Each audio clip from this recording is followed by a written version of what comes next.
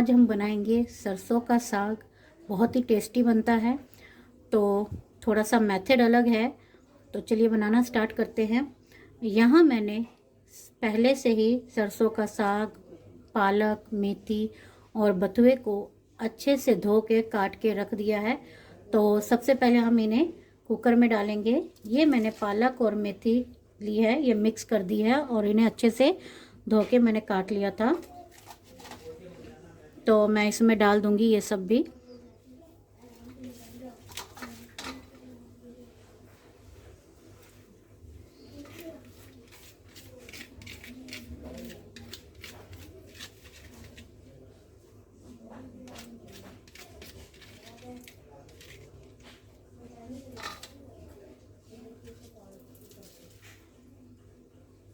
ये मैंने बथुआ लिया है, ये 250 ग्राम से ज़्यादा है। तो ये भी मैं इसमें डाल दूंगी।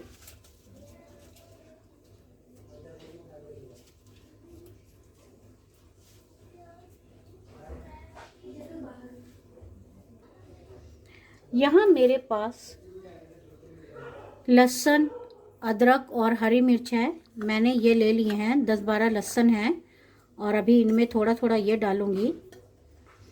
और 4 से 5 मैंने हरी मिर्च लिए हैं। हरी मिर्च की क्वांटिटी आप अपने अकॉर्डिंग कर सकते हैं। और अगर आप लोग लहसुन या प्याज नहीं खाते हैं तो उसे पूरी तरह से स्किप कर सकते हैं। अभी मैं इसे इस तरह से दबा दूंगी। और अब मैं ये सरसों का साग, ये 1 किलो से थोड़ा सा ज़्यादा है, वो इसमें ऐड कर दूंगी।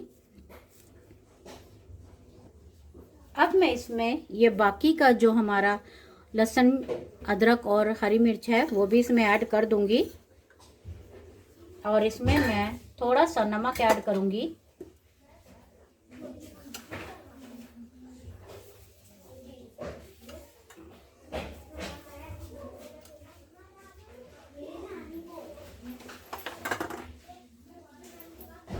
अब मैं इसमें आधे कप के करीब जो है पानी ऐड कर दूंगी।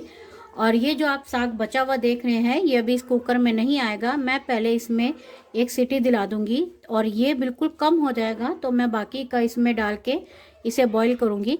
अभी साग को हमने बॉईल करना है और बॉईल करने के लिए हमें इसमें कम से कम 5 से 6 सीटी दिलवानी है। तो पहले मैं एक सीटी आने तक इसे बॉईल करूंगी और उसका स्टीम निकाल कर मैं बाकी का जो बचा हुआ हमारा साग है वो भी इसमें ऐड कर दूंगी।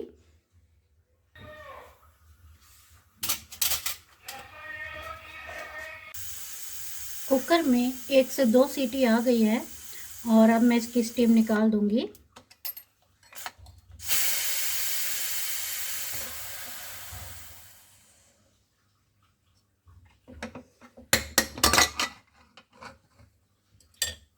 और जो हमारा बाकी का बचा हुआ साग है वो हम इसमें डाल देंगे।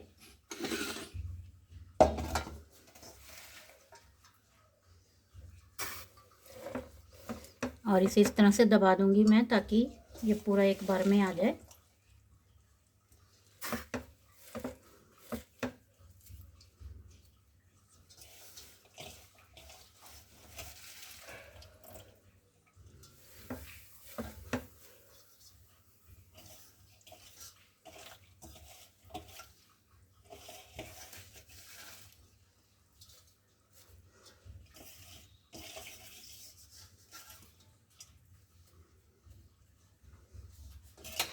अब मैं इसमें वापस से ये कुकर का लिड लगा दूंगी और गैस को मैं दोबारा ऑन कर दूंगी।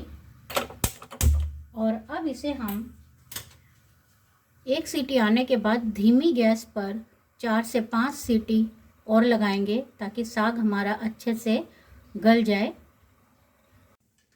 कुकर में 5 सीटी आ गई थी और मैंने कुकर बंद कर दिया था। अब मैं कुकर को खोल दूंगी।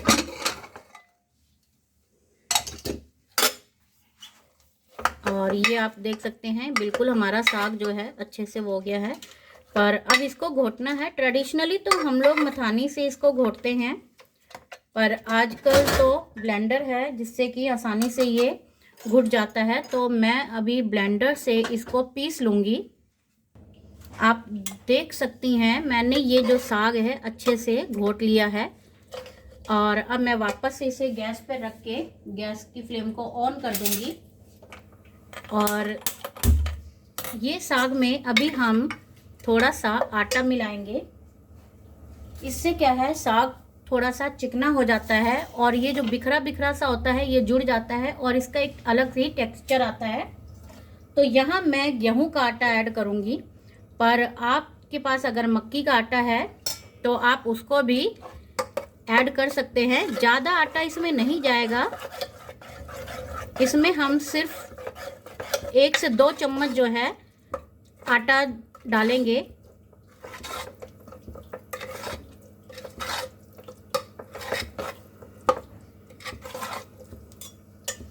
और इसे अच्छे से पकाएंगे हम, ताकि जो आटे का कच्चापन है वो बिल्कुल निकल जाए। अभी हमने 1 चम्मच डाला था और 1 चम्मच के करीब मैं इसमें और आटा डालूंगी। और इसे इस तरह से हम कंटिन्यूसली चलाते रहेंगे ताकि इसमें जो है आटे की गुठलियां ना पड़ें। और आप ये आटा डालेंगी, इसमें आप किसी को भी नहीं पता चलता है कि इसमें आटा डाल के हमने इसको चिकना किया है। इससे क्या होता है, जो इसके अंदर का एक्स्ट्रा मॉइस्चर होता है वो भी आटा सब कुछ सोख लेता है और उससे जो है ये चिकनापन भी आ जाता है इसमें और ये जुड़ सा भी जाता है।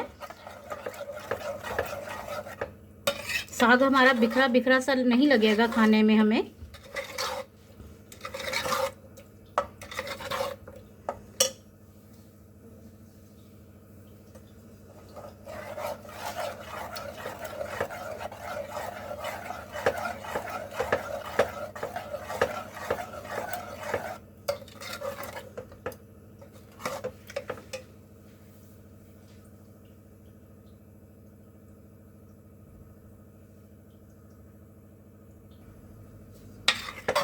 साग की क्वांटिटी पर भी डिपेंड करता है कि आप इसमें कितना आटा डालें। अगर आप काफ़ी अधिक मात्रा में जो है साग बना रहे हैं तो उसके हिसाब से आप आटा डालिएगा। आप मक्की का आटा डाल सकते हैं, बाजरे का भी डाल सकते हैं, गेहूं का भी डाल सकते हैं।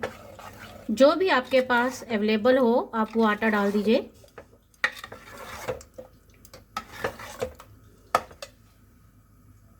अभी हमें इसे 5 से 7 मिनट तक अच्छे से पकाना है ताकि जो आटे का कच्चापन है वो बिल्कुल निकल जाए।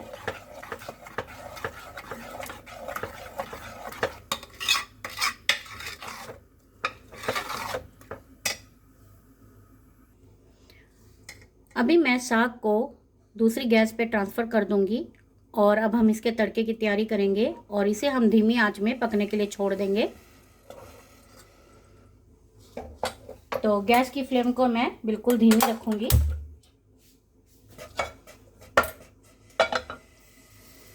तो यहाँ मैंने एक कढ़ाई रख दी है जिसमें हम साग को तड़का लगाएंगे।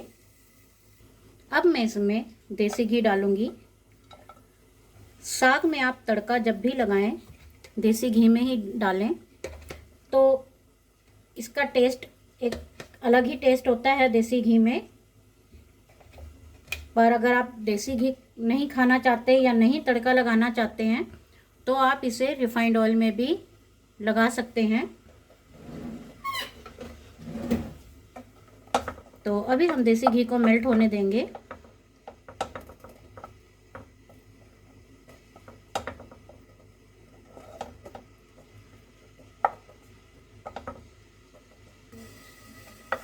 घी हमारा अच्छे से गर्म हो गया है। अब मैं इसमें थोड़ा सा गार्लिक डालूंगी। गार्लिक हमने पहले भी इसमें साग को बॉईल करते समय डाला था और थोड़ा सा ही अब हम डालेंगे, इससे इसका फ्लेवर बहुत ही बढ़िया आता है।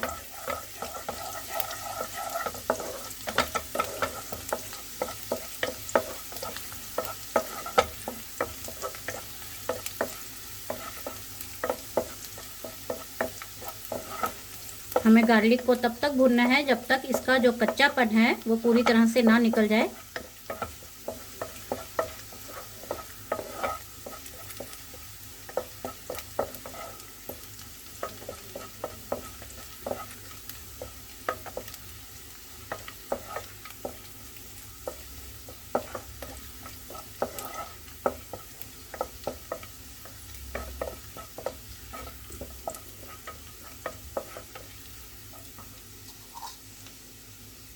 मैं इसमें एक बहुत बड़े साइज़ का मेरे पास प्याज था, वो प्याज डाल दूंगी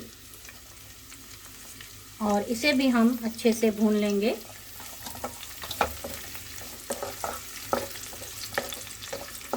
यहाँ मैं गैस की फ्लेम को हाई कर दूंगी।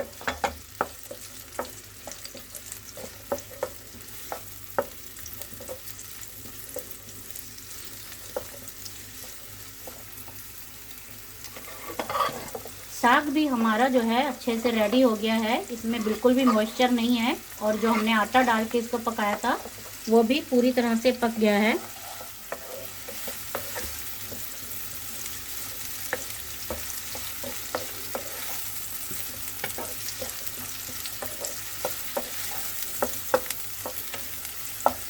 यहाँ मैं एक बात आपसे कहना चाहूँगी कि जो साग अभी हमने बॉईल किया है और उसे जो है आटा डाल के हमने चिकना भी कर लिया, उसे अच्छी तरह से पका भी लिया है, तो आप उसे एयरटाइट कंटेनर में रख कर इसे स्टोर भी कर सकते हैं। आप इसे फ्रीज़र में रख दीजिए, ये 10 से 12 दिन तक आपका साग ख़राब नहीं होगा।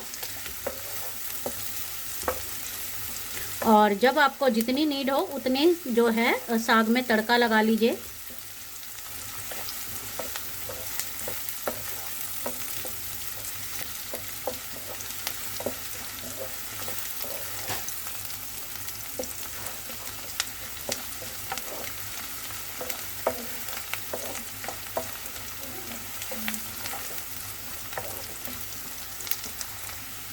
आप देख सकते हैं प्याज हमारे अच्छे खासे गोल्डन ब्राउन हो गए हैं और अब मैं यहाँ पर टमाटर डालूँगी। ये 3 छोटे टमाटर हैं जिन्हें मैंने रफली चॉप करके काट लिए थे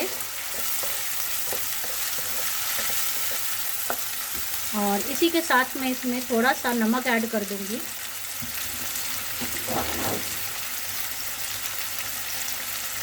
ताकि हमारे जो टमाटर हैं वो अच्छे से सॉफ्ट हो जाएं। और नमक आप ध्यान से डालिएगा क्योंकि हमने साग को बॉईल करते समय भी नमक डाला था।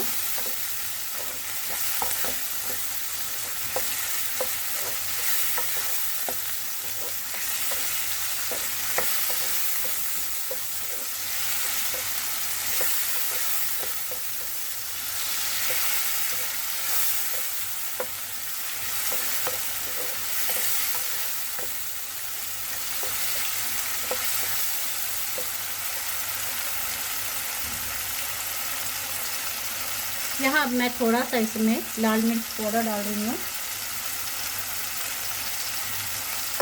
और लाल मिर्च भी हम टेस्ट के अकॉर्डिंग ही डालेंगे क्योंकि हमने सरसों का साग बॉईल करते समय भी हरी मिर्च का इस्तेमाल किया था।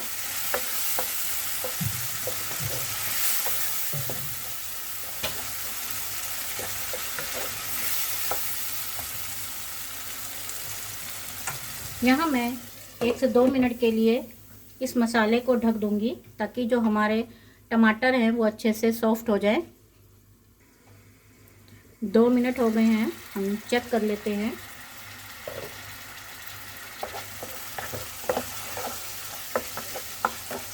टमाटर हमारे अच्छे से सॉफ्ट हो गए हैं।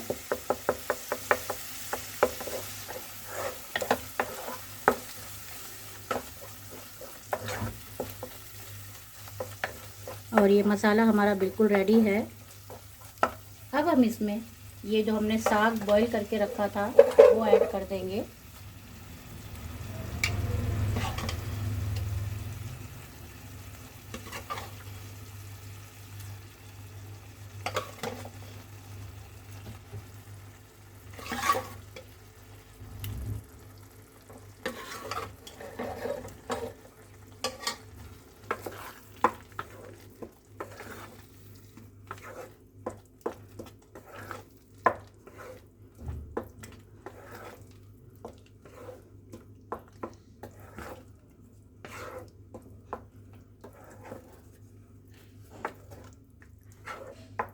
और जो हमारे पास बाकी का जो साग है वो भी मैं इसमें निकाल के इसमें डाल दूंगी।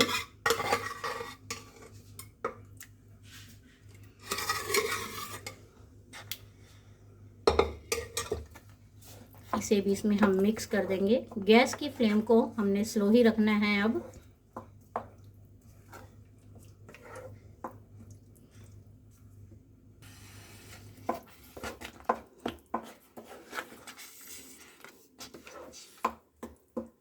इस स्टेज पर आप नमक और मिर्च को टेस्ट कर सकते हैं। अगर आपको कम लगता है तो आप इसमें ऐड कर सकते हैं, और अगर आपको लगता है आपसे नमक ज़्यादा हो गया है तो यहाँ पर आप 1 से 2 चम्मच आटा और डाल दीजिए, और ताकि जो है वो आपका नमक जो है वो सारा सोख लेगा, एब्जॉर्ब कर लेगा। आटा डालने से नमक जो ज़्यादा होता है वो कम हो जाता है।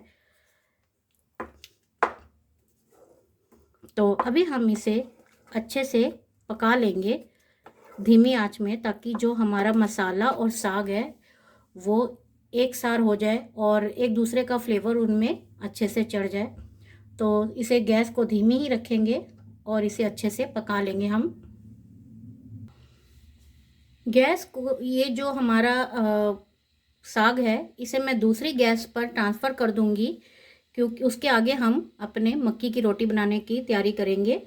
तो इसे मैं दूसरी गैस पे चढ़ा दूंगी, और यहाँ मैंने एक दूसरी कढ़ाई रखी है।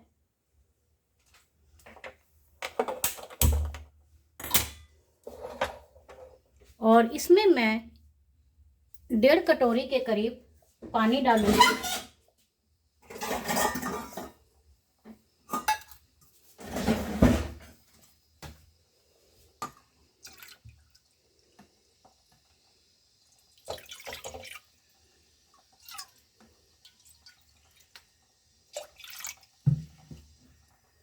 आमतौर पर लोगों की कंप्लेंट्स रहती है कि उनसे मक्की की रोटी जो है वो सॉफ्ट नहीं बनती है या सही से बेली नहीं जाती है।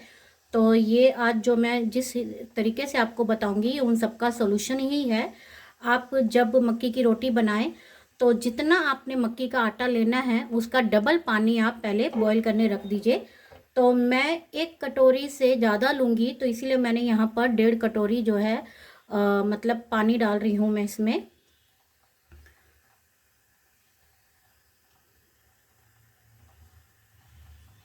सॉरी, मैं 2 कटोरी पानी इसमें डालूंगी। तो रेशियो आपका ये रहेगा, 1 कटोरी अगर आप मक्की का आटा लेते हैं तो 2 कटोरी आप पानी लीजिएगा और उसे पहले अच्छे से गर्म होने दीजिएगा। और साथ साथ हम अपने साग को भी देखते रहेंगे, उसे भी हिलाते रहेंगे।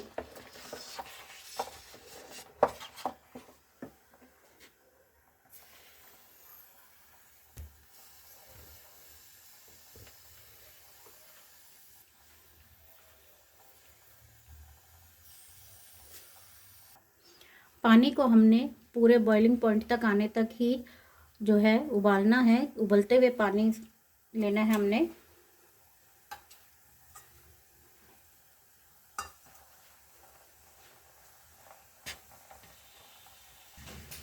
पानी हमारा अच्छे से बॉईल हो गया है। गैस को मैंने स्लो कर दिया है, और ये जो आटा है मक्की का वो मैं इसमें डाल दूंगी, और फिर इसे कंटिन्यूसली जो है हम इस तरह से मिक्स कर देंगे।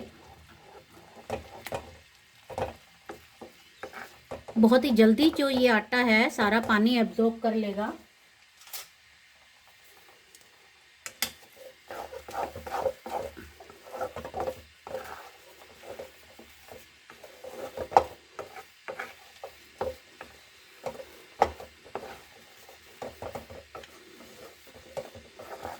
आपने देखा कि किस तरह से इसने पानी एब्जॉर्ब कर लिया है।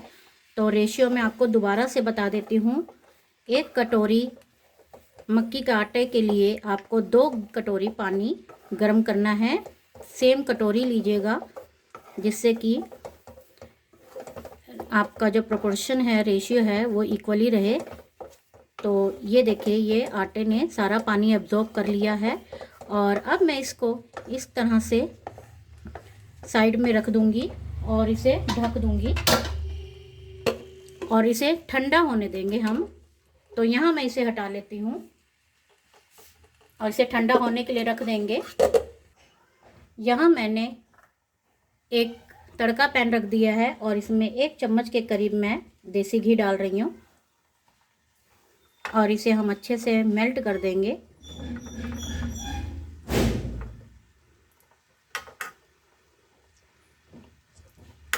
हमारा साग भी उधर रेडी है, और मैंने गैस बंद कर दी है जो हमारे साग वाली थी। यहाँ घी जो है हमारा अच्छे से गर्म हो गया है।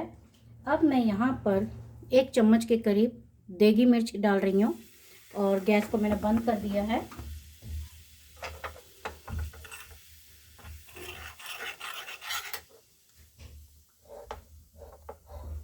और ये जो साग है हमारा, उसे मैं यहाँ पर ट्रांसफ़र कर दूँगी वापस से। और ये जो छौंक हमने तैयार किया है वो हम अपने साग में डाल देंगे।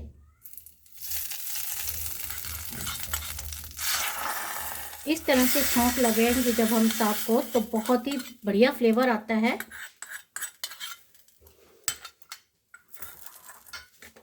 और इसे इस तरह से हम मिक्स करके ढक्कन लगाकर इसको छोड़ देंगे।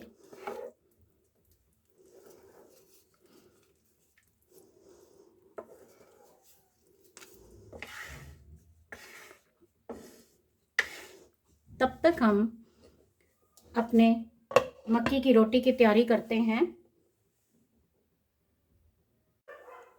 यहाँ हमारा मक्की का आटा जो है वो अच्छे से ठंडा हो गया है और अब मैं इसे अच्छे से लोच दे दूँगी।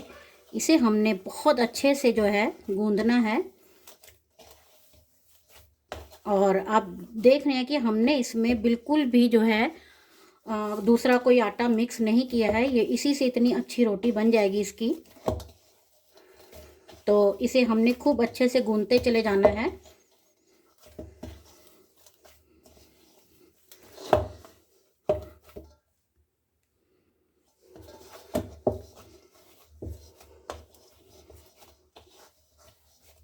इसे गूंदने में थोड़ा समय ज़्यादा लगता है और इसे इतना चिकना किया जाता है कि रोटी जब हम बनाएं तो वो फटे नहीं और आसानी से हम उसे बेल सकें। तो ये देखिए, ये आटा हमारा बिल्कुल रेडी है। तो अब हम इसकी रोटी बनाने की तैयारी करते हैं।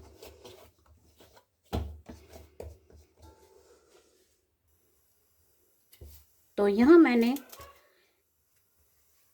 जितनी बड़ी आपको रोटी बनानी है उतना बड़ा पेड़ा आप ले लीजिए और इस तरह से हम इसे कर लेंगे। बेला जो हमारा पेड़ा है वो तैयार कर लेंगे। और यहाँ मैं इसमें सूखा आटा लगा रही हूँ और इसे हल्के हाथों से इस तरह से हम बेलेंगे जिस तरह से आप गेहूं की रोटी बेलते हैं।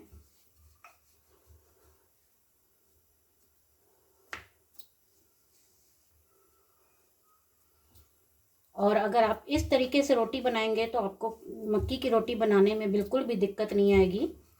अगर आपका आटा कभी नरम हो जाता है, पानी की क्वांटिटी का आपको रेशो नहीं रहता है ध्यान, तो आप उसमें और आटा मिलाकर उसको गूंद सकते हैं अच्छे से।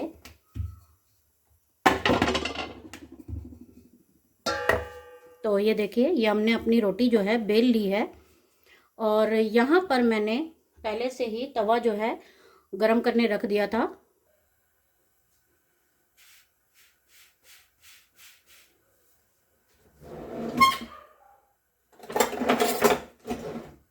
तो यहाँ मैंने रोटी जो है ये हमारी डाल दी थी और इसे हम अच्छे से सेक लेंगे।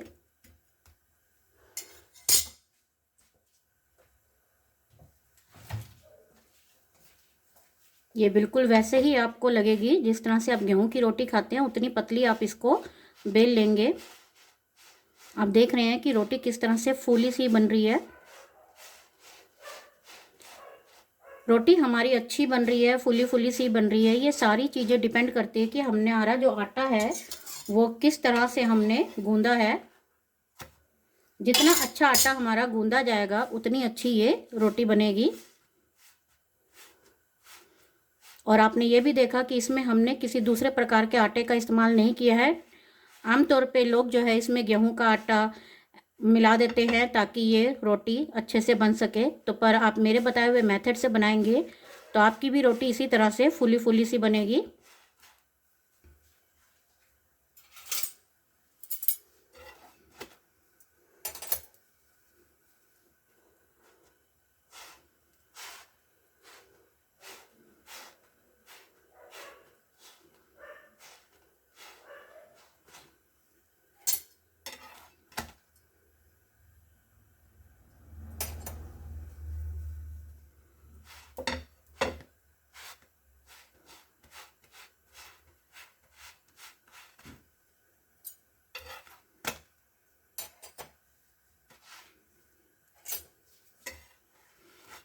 आप इसे इस तरह से भी सेक के खा सकते हैं।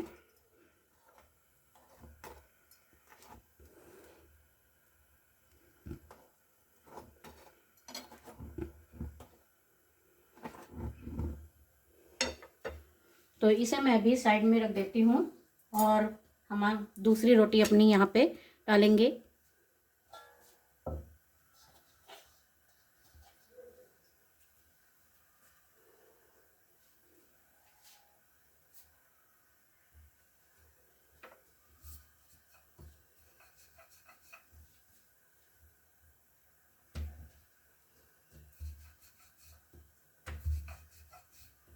जब तक हमारी ये रोटी सिकती है हम अपनी दूसरी बाकी की रोटियां जो है सेक लेते हैं।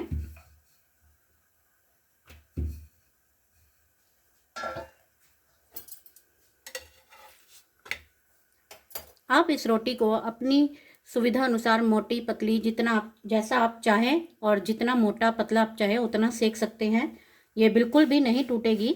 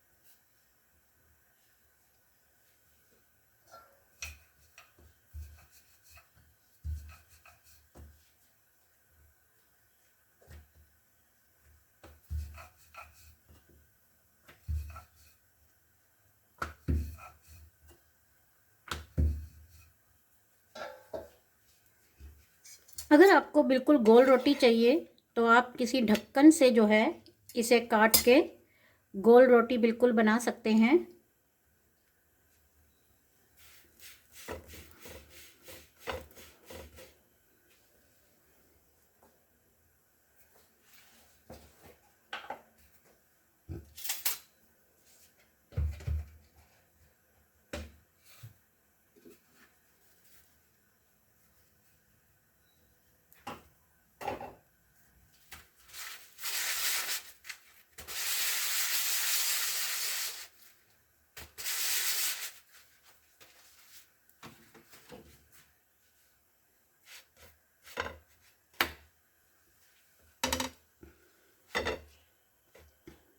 आप देख रहे हैं कि कितने अच्छे से हमारी रोटियां सारी फूल रही हैं।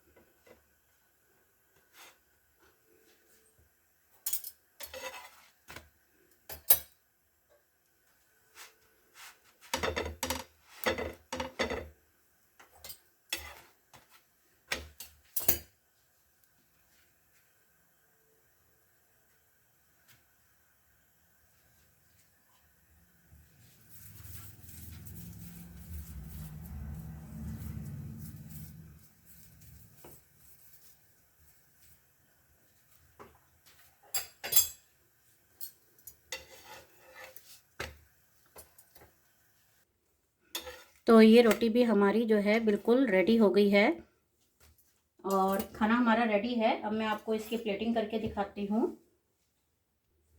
तो लीजिए फ्रेंड्स, तैयार है हमारा गर्मा गर्म खाना, सरसों का साग, मक्की की रोटी। और इसे आप लंच डिनर कभी भी खाइए, बहुत ही यमी और टेस्टी लगता है। पंजाबियों की शान है, उनका फेवरेट है। तो अगर आपको मेरी आज की रेसिपी पसंद आई हो तो मेरे चैनल को सब्सक्राइब, लाइक और शेयर कीजिए। साथ ही साथ बेल आइकन के बटन को भी प्रेस कर दीजिए। अगली बार एक नई रेसिपी के साथ आपके सामने फिर से उपस्थित होंगी। तब तक के लिए goodbye and take care.